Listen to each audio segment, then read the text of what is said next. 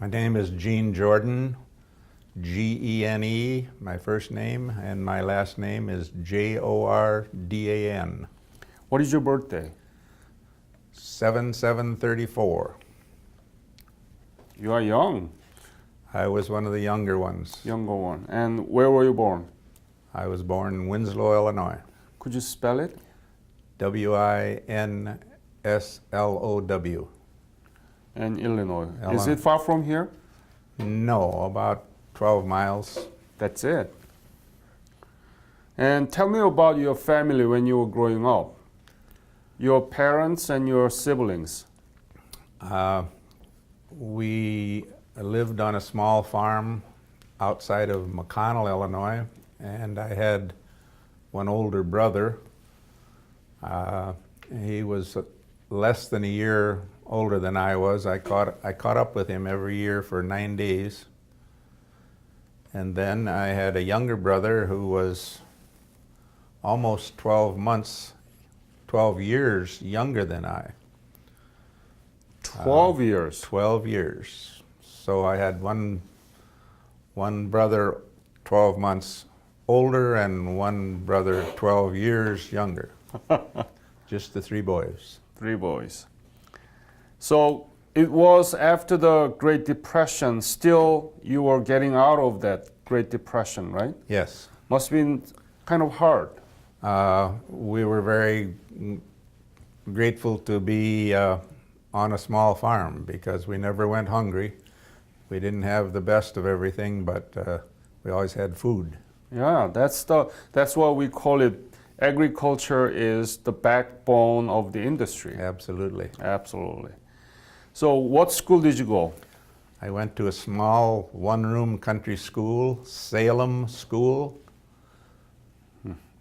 Tell me about this one-room country school. Well, there were 8 grades there, from 1 through 8. There was one teacher who taught all of them. We had Male or female? female teacher. How was she? How was she? Yeah. She was an outstanding teacher. She had very good discipline, but she never ever had to spank anybody. And in my first year, we had, I believe, 29 students in our school, and then one family moved, and 8 children moved with that one family. Big move. Suddenly, we had a lot smaller school. And think about these days, how many students in one classroom? But that's only one for the one grade. One grade. And you Yes. have 29. 29. It's amazing that it really happened like that. When I was 6 years old, we had 4 kids in my class, the first grade. And of course, after they moved, then we only had 3, and the 3 of us went all the way, the rest of the way through school. Right now, I'm the only one of the 4 that is living.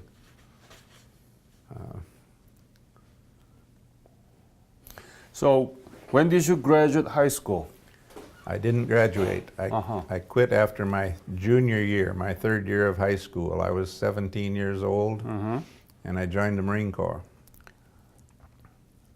So what year was that? 1952. 52? What month? April of 52, I joined the Marine Corps. I needed to get my parents to sign for me. One of my parents, my dad would not sign for me, but my mother, I talked her into signing for me to go into the Marine Corps. Why Marine Corps?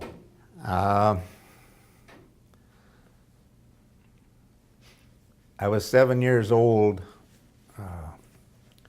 when the Second World War started, and I guess I had a neighbor friend who was older than I, and he was in the Marine Corps during the Second World War, and I guess he was my hero. And I always felt that I wanted to be a Marine. My older brother joined the Navy the day he was 18, and I joined the Marine Corps in April before I was 18. Mm-hmm. Where did you go get the basic? San Diego. San Diego. Mm-hmm. How was it? Was it tough? You bet. I mean, it's a Marine Corps, right? It's a Marine Corps. I was a very, I knew everything there was to know when I was 17 years old until I got off the bus in San Diego, and then that drill instructor informed me that I didn't know anything, and none of us knew anything. Why didn't you reply back to him? What are you talking about? I know everything. No, you didn't talk back to him. But I learned a lot. I learned a lot of discipline, and I matured a lot because I went to Korea when I was 18. I joined in April, and in October, I left for Korea. I was in Korea in November of '52. So you departed from the United States in October. Do you remember the date? No, I don't No. remember the date that departed, but I remember the exact date that we landed in Korea. It was the 10th of November, which is the Marine Corps birthday, and I guess that's why I remember. Where did you arrive in Korea? In Incheon. Incheon? Tell me about the Incheon that you saw for the first time. Was it night? We landed in the morning, and it was just a pile of rubble. Incheon was destroyed completely. There were no buildings there to speak of. It was a shock to me. And one of the things that really, what do I want to say, it really shocked me was the fact that there were little kids running around begging for food. And as I told you before, we never wanted for food when we were small. We never had a lot to eat, and we didn't have a lot of money, but we never starved. And when we got to Incheon, there were little kids running around begging, and that was something that, I'm 18 years old. I'd never seen anything like that, and I'm a country boy. We got off ship, and they issued us live ammo, so suddenly I knew that this was and I don't know, not the place to be. It's where I wanted to be. I wanted to be there, but I knew it was real then. You know that now Incheon is international airport, the best one in the world. It's been ranked #1 for several years. So the Incheon that you landed and Incheon right now is completely different. It absolutely is. My son went over to Korea with Athletes in Action when he was 19. I believe I was 44 or 45. And he came back and told me how they stayed in a 15-story high-rise, and I said when we went through Seoul, there was no nothing over 2 stories at the most, and mostly a big pile of rubble at Seoul, because of course that had been overrun how many times? 3 times by the time I got there. So. Have you been back to Korea? No, I haven't, and in a way, I'm sorry that I haven't. I had a good friend who I spent the whole year in Korea with, and he and his wife went over there, and they were just amazed how they were treated. They couldn't believe how everything had been built up. It was quite a trip for them. Now, at my age, I'm afraid that I don't know if I could handle the trip. Why? I mean, do you have any problem with your... Well, I've had 2 knee operations, 2 back operations, and I'm 82, almost 83. Come on, 90-year-old veterans went, and we'll take care of you. You know that Korean government has a Korea Revisit program. I do know that, yes. And if you have a knee problem, we'll get you a wheelchair. We'll take care of you. So you gotta go. See, look at the streets in Incheon today. You're not going to see that children who are looking for food. I know. Yeah. I'm super impressed with how the Korean people have done what they've done. I never thought much about us being over there, and I didn't even know why we were over there, other than that we were told to be there. We did what we were told, and we came home and we went back to work, and we got married. We raised our families for 40 till I was, well, after 46 years probably. I had never even thought about Korea other than the fact that I had been there. And I went to a Marine Corps reunion, and there was a Korean doctor there, and he was a young man during the Korean War, and he told his story, and he told how we were some of the first ones to ever stop communism. I didn't really realize that. I mean, like I say, I was in Korea because I was told to be there, and that made me realize why. And I knew the Korean people, extremely hard workers, and while we were over there, we had some Korean service workers, very hard workers, but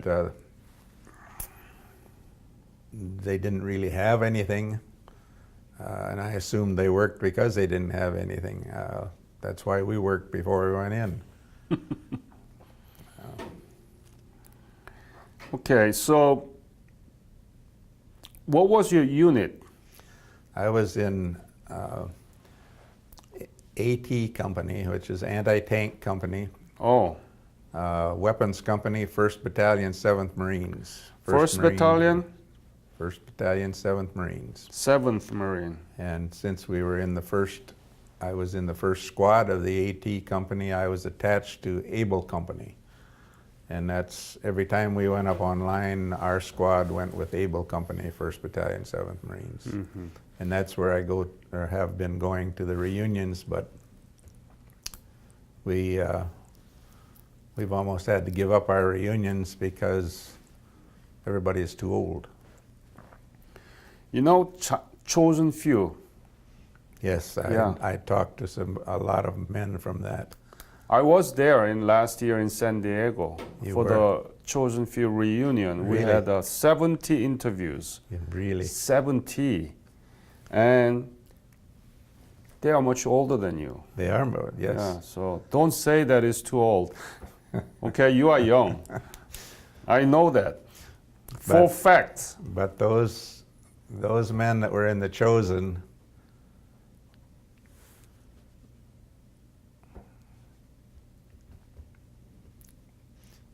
they saw more hell than I did the whole time I was over there. Yep.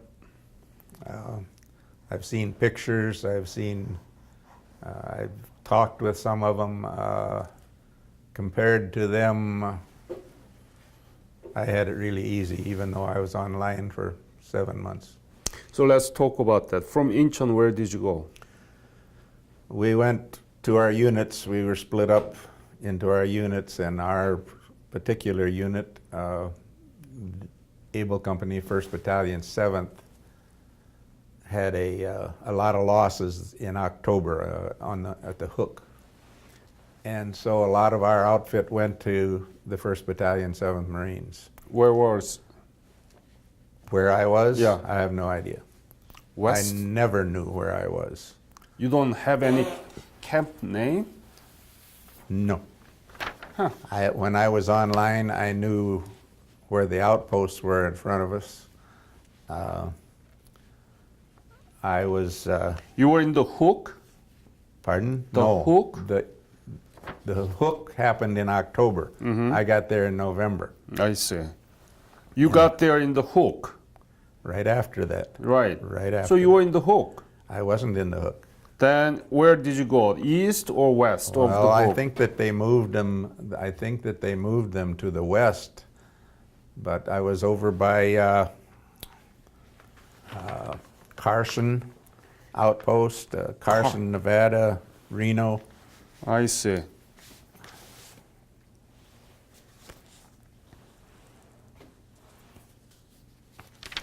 So it's on the west side of it, right? Yeah.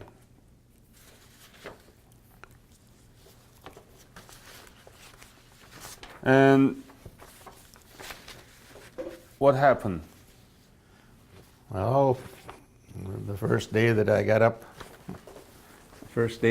online, my friend and I, who this was our first time online,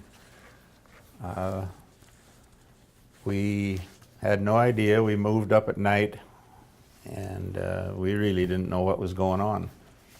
But we managed to stick our heads up and look around, and we found out where the enemy was because they started shooting at us. After that, we learned to keep our heads down. You learn a lot in a short time, or you don't make it, I guess. We spent 30 days online, living in trench lines, bunkers, very cold, very similar to the weather right here in northern Illinois. The only thing was you couldn't get away from it. You could never get warm. The enemy was on one side, we were on the other. We would go on a lot of patrols, always night patrols.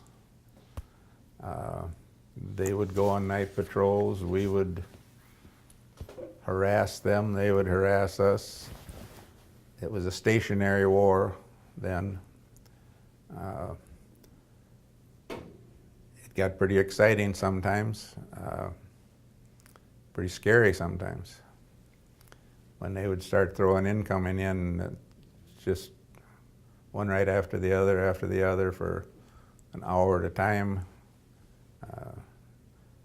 And the guy down the trench line would get hit, and what do I want to say? Suddenly it was pretty scary. Must be scared. You also in Reno, Carson, Yes, I Hello, was right along through there. We were, and Vegas. those were the outposts out in front of the line. Mm-hmm. Usually the outposts were anywhere from 400 yards to almost a mile out in front of the line at some places.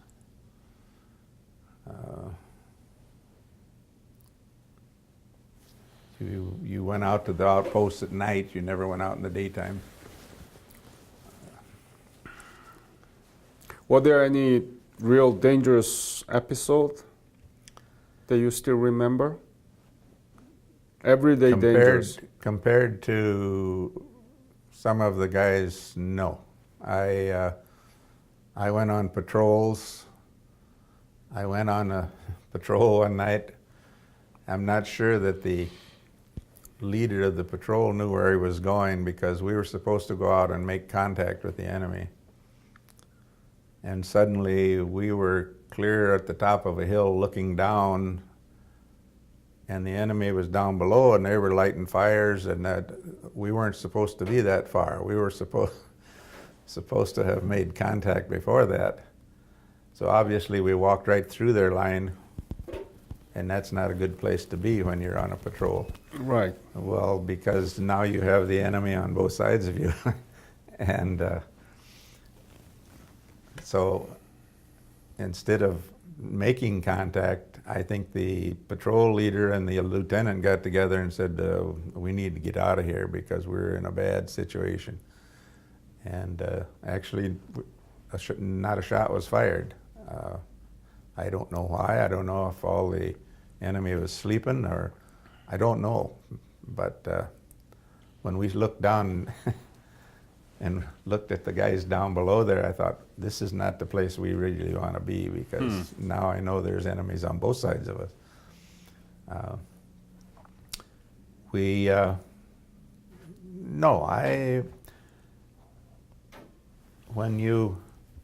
When you go on patrol and you are the aggressor, you get kind of excited. It's kind of a adrenaline thing. But if you happen to be on patrol and walk into an ambush, that's a little bit different. Then it's panic for the first couple of minutes until you get organized and know where you're at and where the bad guys are. And that has happened.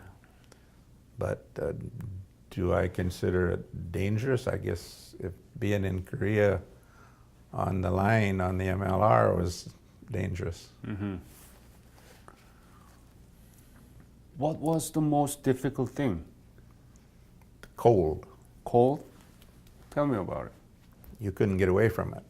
You couldn't get warm. It's, out here it can be 15 below zero, but then you can go in a house and get warm. Out there it's 15 below zero and there's no place to go to get warm. You're cold all the time. And the fact that we always had to carry our water up, we had to carry our food up, we had to carry our ammunition up. So you'd stand watch most of the night and carry stuff up during the day, and you were tired all the time and you were cold. I kind of laugh at some people, a friend of mine from Minnesota who said it's the coldest he'd ever been, and I said, if you're from Minnesota, it's colder. And he said, it was never that cold.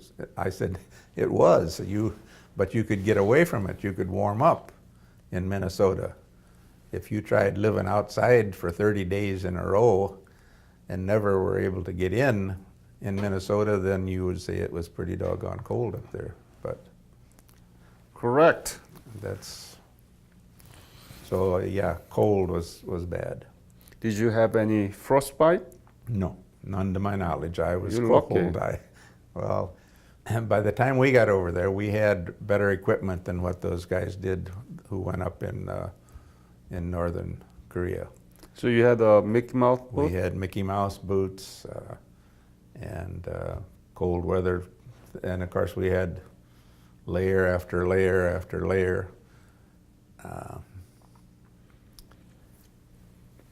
Yeah, it was cold, and there was times when you ate frozen sea rations. Sea rations are not the top of the line in the way of food anyway, but when they're frozen, they're worse. But nobody ever died from sea rations. Right. That's right. And where did you sleep? We had sleeping bags. We had bunkers. You had a bunker. We had a bunker, but it had it wide open. I mean, the entrance was open. It was a hole in the ground.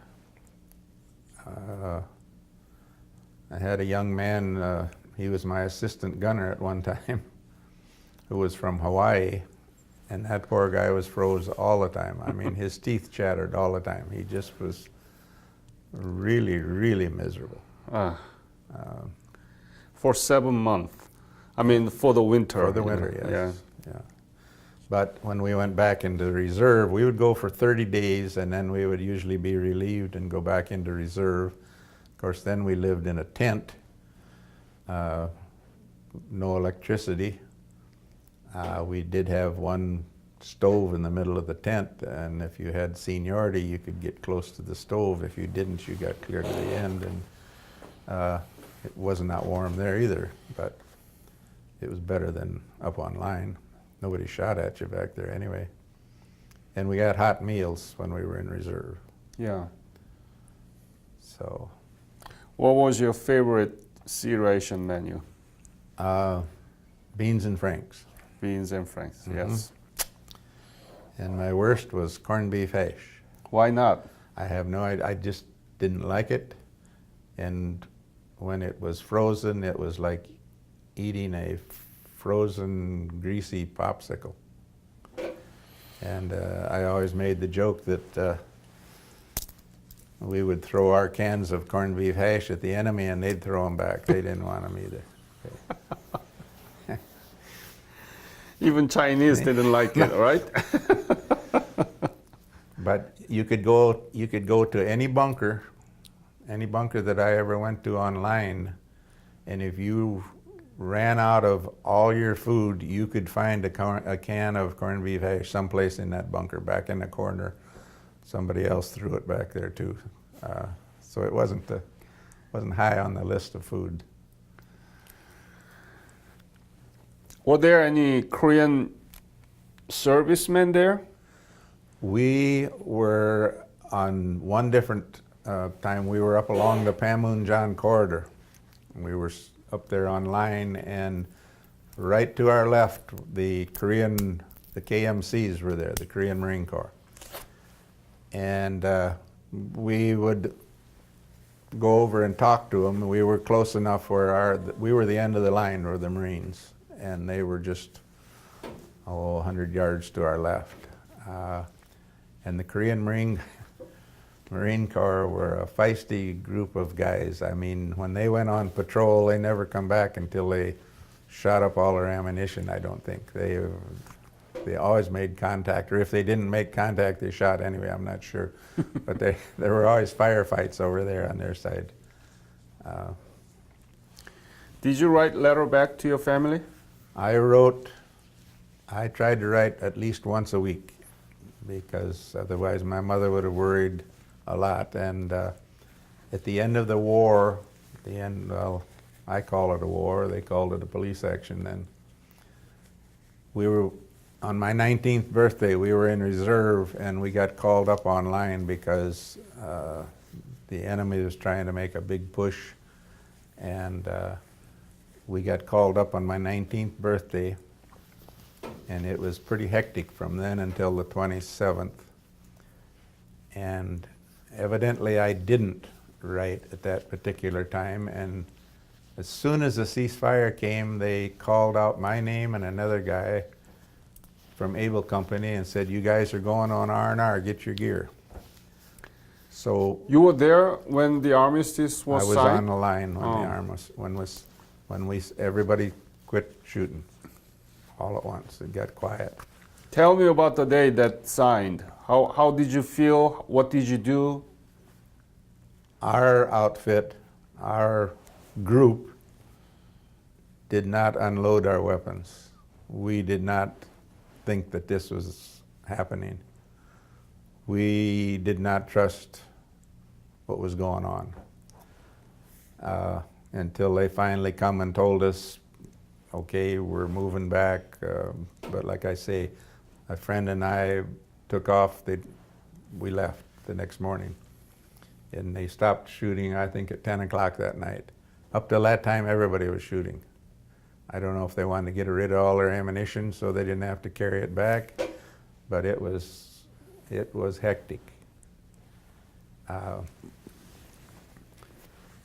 But I went on R&R, and when I come back, my sergeant was waiting for me, and he chewed me up one side and down the other because my mother had got a hold of the Red Cross and said that she hadn't heard from me for almost 3 weeks. And unbeknownst to me, there was an article in the Freeport paper that said 7th Marines overrun. And I was in the 7th Marines. Right. And Baker Company, just to our right, did get overrun in the last few days.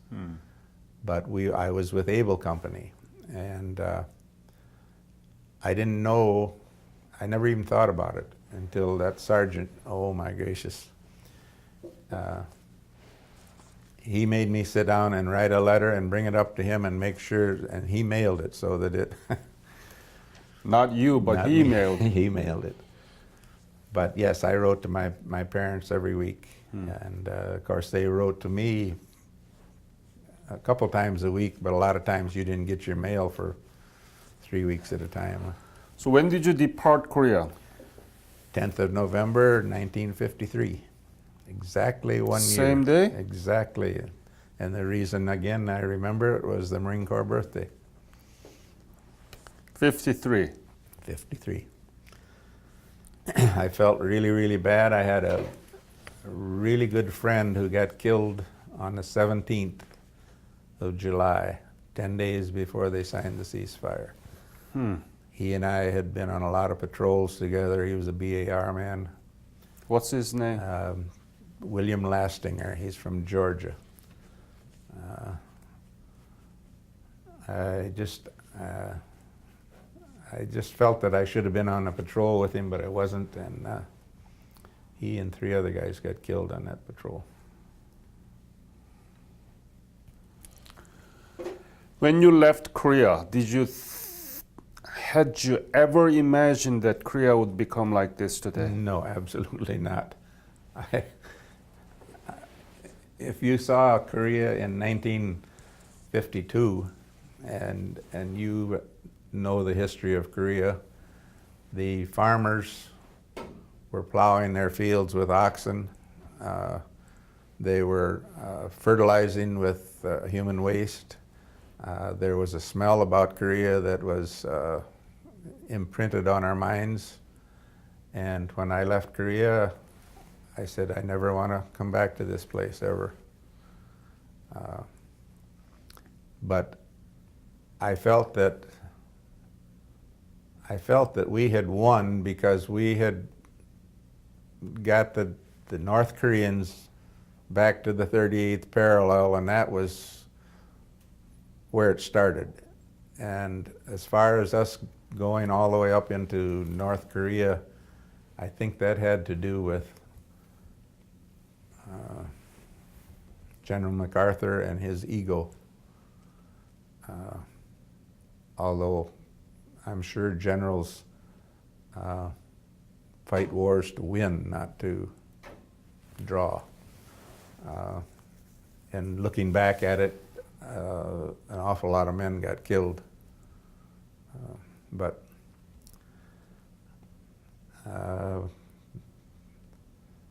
we had a draft then so that they could draft people into the service, and you just replace them. They came and they went. They don't do that now. They have a all volunteer service, and they never have enough people to go around. These poor guys have to go back over and over and over again. Mm-hmm. I do know there were 4 of us in the same squad that went over together, and we came back together, and not one of us ever got wounded. But we had guys in our squad who were wounded. We had guys in our platoon who were killed. But the 4 of us never got wounded, and all 4 of us are still alive. And I talk to them every year. We've been to reunions together. I'm a little amazed. I never contacted any of them, or they didn't contact me for 46 years. And I don't know, with the computer world that there is now, we managed to find one another, and it was quite a meeting. Quite a meeting. Yes, it was. Do you have PTSD? No. No. I came home from service. I had 16 more months to do. I went down to Camp Lejeune. I was like any other young Marine. I probably drank a little too much, but I never blamed it on that. I just figured that I missed out on a lot of partying in my younger years, and when I came home, I was You want to make up? Yes. I was still, I was under 21 when I got out, and all my friends were just getting drafted. And I thought, all that partying that they did for 3 years, I missed all of that, so I need to party, and I did. I would say that I probably, drank in excess for a little bit. But then I met my wonderful wife, and we're going to be celebrating our 60th wedding anniversary next month. Oh, congratulations. Thank you. What is your favorite drink? Well, I'm kind of a brandy drinker now. Brandy? Brandy, yes. Good. Tell me, what is Korea to you? You didn't know Korea. I did not know Korea. And you didn't think that Korea had a future like this. I had no idea what. And you know now Korea, right? Absolutely. So what is Korea to you personally? Well, now I'm so proud that I was over there. Proud that we did what we did. I think that South Korea has done so much more than we in the United States. I think one of the first things they did was pick themselves up and rebuild. And of course, North Korea, I'm scared of North Korea. I'm afraid that he's going to do something really dumb, and it would be very disastrous, because Seoul, Korea is not very far from the 38th parallel. And so many people got killed the first time, innocent people. And that would happen again if this guy up there goes nuts again. But they've spent their whole time investing in the military, and the South Korea has spent their whole time investing in their people. I'm really proud I'm proud that I was there. I'm proud I was in the Marine Corps. I feel bad for the guys that didn't come back. I look at the, out in Southern California, there's a wall out there with all the names of the Marines who were killed in Korea. And I never looked at that wall until I was 64, 65, 4 years old. And suddenly I thought that I'm married, I raised a family, I sent my kids to college, I'm retired, I'm living the good life, and here's 4,600 guys my own age that never got to do that. It's very not easy. We paid a heavy price, but I want you to remember Korea is now aiding other countries as we received. I know that they've done a great thing for a lot of our veterans. I was in Washington, D.C. at a Marine Corps reunion, and there were the 4 guys that I spoke of, myself and my 3 buddies at the reunion, and there were 4 Korean gentlemen in their suits, and they were on a tour, and they had Korean Marine Corps on their hats. And of course we had Marine Corps hats on too, and it was like, it was like brothers almost. We knew what they did, and they knew what we did. And we couldn't speak the same language, but we didn't need to. Yeah, your many loss of precious lives and sufferings and sacrifices resulted in strong alliances between these 2 countries, as well as simultaneous economic development, unprecedented in human history, in the 20th century history, and very strong democracy. Yes. We just impeached our own president. You know that, right? I know that. Yeah. So never been wasted, never been forgotten in the minds of the Korean people, and whole thing that you said to me today will be analyzed by the history teachers that are working for my foundation. They're going to make it as a digital history textbook, and our young generations will use it.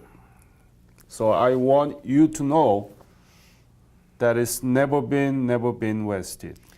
I appreciate that. I feel bad that that our schools do not teach this. I have a grandson who is 16, and I've asked him, is there anything, do they teach you about the Korean War? No. Do they teach you about the Vietnam War? No. Well, what about the Second World War? No, not really.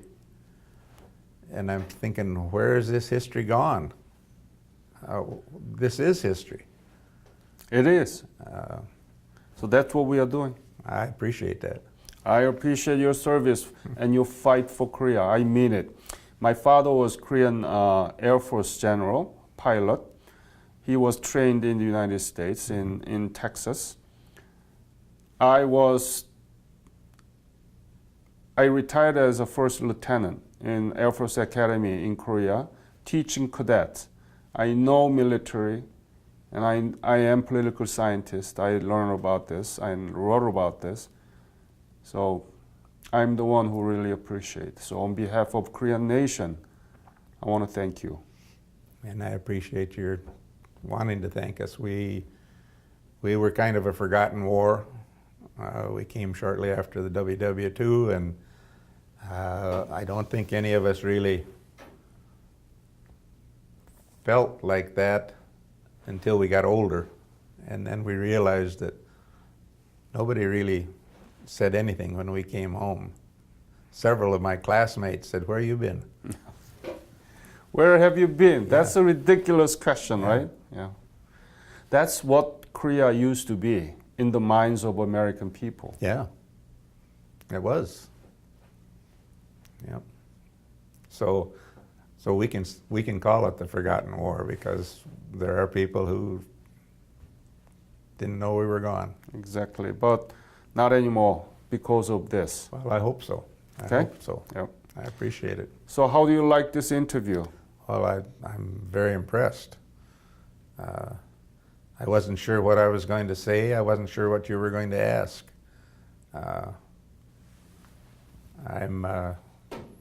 Like I say, I come off the farm and I did what I was told, and I came home and I went back to work, and I did what I was supposed to do as far as I was concerned. I raised a family of 3 children. I retired. I go to Arizona every winter. But I feel bad for the guys that didn't get to do that. I think about them. Yeah. Semper Fi. Semper Fi. Thank you, Gene. You're welcome. Thank you. I had a wonderful time with you. Thank you. Wonderful interview. Good. I hope I'll so. remember you. I hope so.